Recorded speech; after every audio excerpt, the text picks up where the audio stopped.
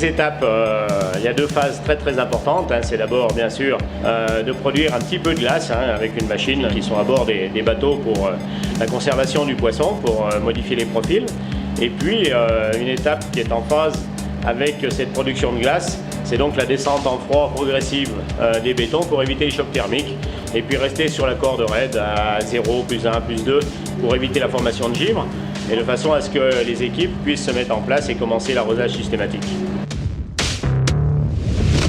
Bon, quand tu vois, tu regardes les températures extérieures, tu vois, 22,4 dans le 16, c'est quand même, pour faire de la glace, c'est pas simple.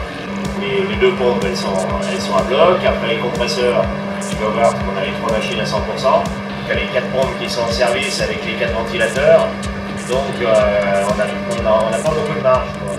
On avait prévu un transfert sur la partie haute aujourd'hui, mais je trouve que c'est le jour le plus chaud de la semaine. Alors, tu vois, il y a pas mal de secteurs qui sont pas contents là. Quand tu vois les rouges, c'est pas terrible.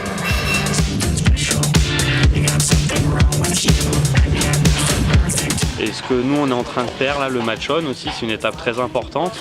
C'est parce qu'à l'époque, les bétons, les profils ont été un petit peu mal faits. Du coup, on comble ces manques de béton à certains endroits par de la glace. On gratte au préalable, là, dans la ligne droite où on peut. Et qu'on met dans les bacs. Et avec un peu d'eau, on remet la matière dans les virages. Alors, dans certains, il faut beaucoup d'épaisseur. Et dans d'autres, il suffit simplement de rattraper les entrées ou les sorties, quoi. Ça serait trop facile pour les engins, quoi. Ils se mettraient dans le creux du virage et ils n'auraient quasiment pas à piloter en fait. C'est ça.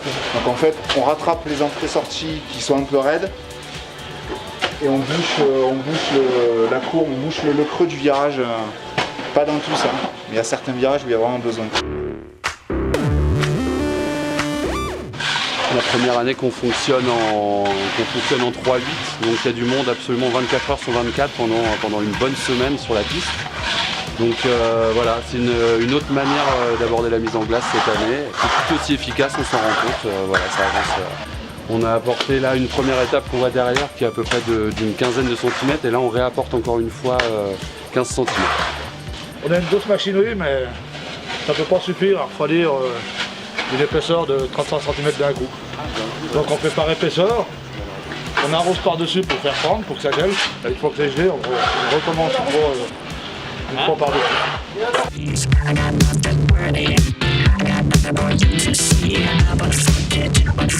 On est plus de 50 personnes sur le terrain durant ces 6 jours.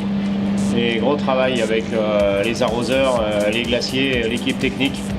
Et puis on arrive satisfait à notre terme de mise en glace. La récompense, c'est de voir des pilotes qui peuvent s'exprimer sur une piste technique avec une belle glace.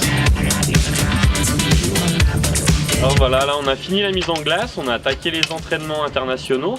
Donc là on est dans les dernières finitions de profilage avec justement nos rabots pour enlever les dernières bosses pour que les compétiteurs puissent descendre dans les meilleures conditions possibles. Et ensuite nous allons repartir sur Sochi.